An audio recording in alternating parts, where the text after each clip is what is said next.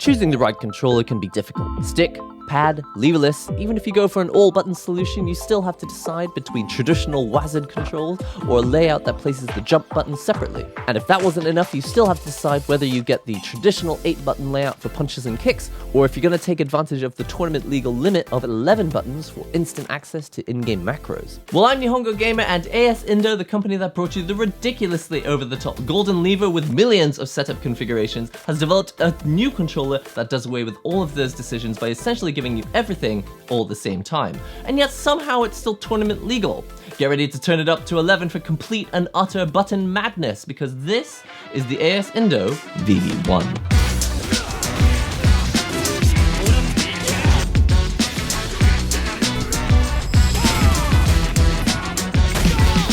If any controller company has proven that it knows no limits, it's ASIndo. Run by what appears to be only a handful of staff, led by the helpful Wazwaz, ASIndo has built itself almost entirely on word of mouth and pro player endorsement. And how? By consistently releasing ultra niche products that make you think, wow, I'm so glad that someone makes this, even though I'm probably one of only 10 people on Earth who needs one. Well, the theme of niche products for a niche genre continues here with this, the VB1 controller. But this time I suspect there'll be more than 10 people waiting in line to get one. And that's because in addition to having WASD controls and these button controls plus a thumb jump layout, there's a clever little button here in the middle that makes sure that only one of these input methods is active at a time to keep things tournament legal. By the way, a huge thanks to ASIndo for providing this free prototype unit for review. I don't have to say anything specific about it, all opinions are my own, and I get to keep it after the review is finished. So the VB1 is 2 controllers in one, and I'll explain why it has 10 million buttons later, but before we get into that, let's talk about what's actually on offer. The VB1 I have here for review is actually one of numerous prototypes. It has extra buttons on the left, but the button layout you can order online is the improved version you can see here on the website.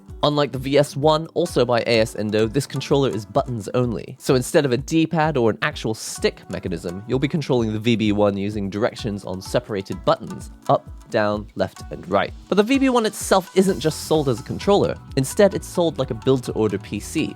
You can buy the case on its own and upgrade with your own parts over time, or you can ask for it to be fully spec'd and pre-assembled from day one. Now, if you do get it fully spec'd, then prepare yourself to be overwhelmed by about 10 years of controller evolution all at once.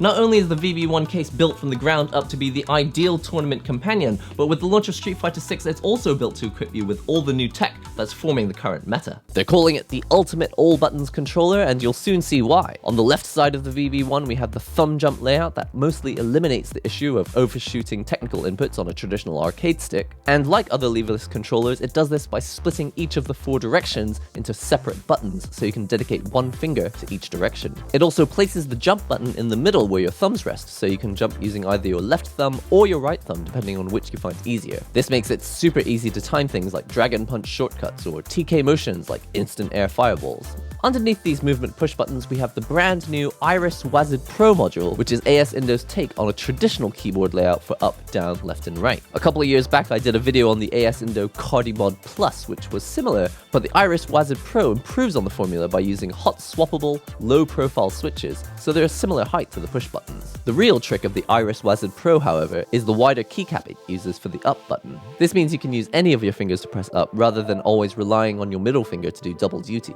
If you prefer this layout, then this design feature of the Iris WASD Pro is a bit of a game changer. And unlike most other WASD layout controllers, you can adjust the whole module just to be the perfect angle for you. But hang on a minute, don't tournament rules say that you can't have multiple directions for a single movement direction?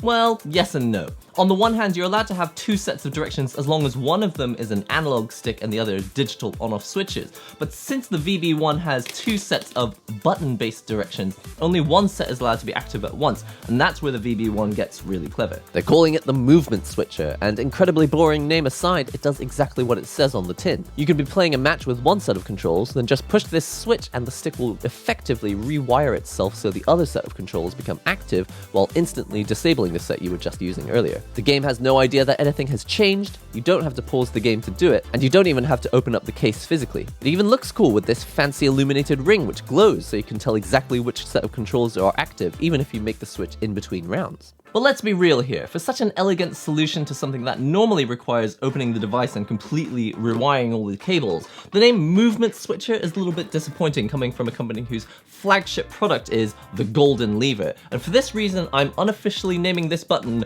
the Silver Switcher. It's a much better fit for the company. That's just how it has to be.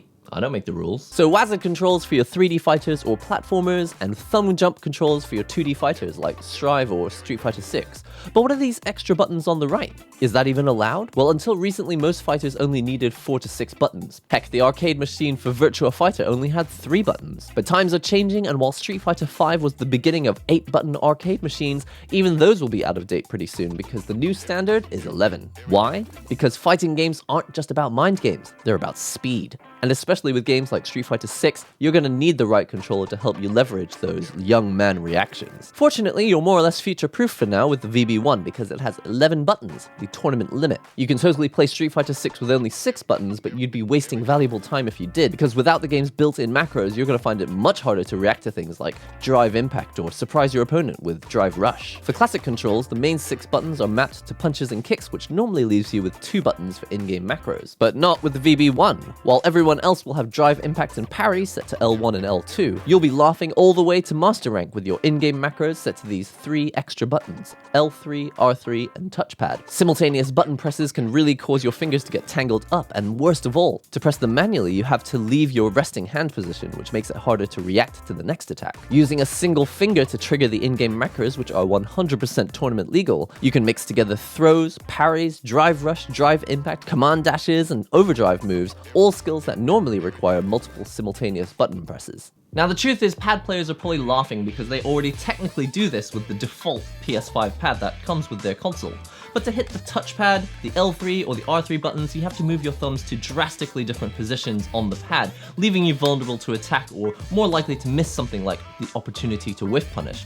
To compete with something like the VB1, you'd need a dedicated Pro controller, something with back buttons, ideally 4 of them, which unfortunately even the DualSense Edge just doesn't have. So, your choice of 2 leverless input methods, a full range of action buttons, and even a few extra for that competitive advantage. But actually none of that matters as much as what I call the golden touch. This isn't a plastic toy like most other controllers. The VB1 has been built like a luxury watch that you'd hand down to your children someday. The case is just heavy enough to prevent sliding off your lap, while light enough that you can carry it with one hand. And speaking of hands, there's a golden handle on the side of the controller, which isn't just useful when waiting for matches at local events, it's also aesthetically pleasing, as it blends so perfectly into the design of the VB1, you'd be forgiven for thinking it was a drawer that slides out to reveal storage for tasty snacks. From the brushed aluminium to the flat yet gently rolled edges, everything about this controller is over-designed to the 100th degree, and apart from the WASD keycaps, there is not a single sharp corner over the entire case exterior. Choose your preferred button angle and thumb position using these included adjustment plates, and feel safe in the knowledge that the detachable USB cable is locked in place in use, requiring you to lift up on the outer ring to disconnect. There's even a dedicated USB port cover that's connected to the case so it won't go missing. And if that weren't enough, the case can be opened entirely tool-free thanks to these clever spring-loaded ball bearings which hold the case securely closed but open up with the right amount of force and leverage. It really is the most thoughtful controller I think I've ever reviewed. But it kind of has to be because unfortunately it's also the most something else you might not be prepared for. Right about now you're probably thinking, if only I had this controller I wouldn't be buying anything else for a long time. And unfortunately, you'd be right. Because at $299, you're not buying the VB1 controller, you're buying the case only. That's right, like buying a fancy Porsche, they basically sell you everything separately. $299 for this empty case, $105 for the Cherry MX loaded push buttons, $133 for the Brook Fusion board that's on the inside of here to make it work with your PS5, $55 for the actual internal wiring, $47 for this Iris Pro WASD module, Iris WASD Pro module, and $37 for the installation. So for a fully loaded controller, you're looking at basically $680. Now for the same amount of money, after you factor in the inevitable shipping cost, you could buy not 1, 2, 3, you could buy 5 Quanba Drone 2 arcade sticks, and all officially licensed and compatible with PS5.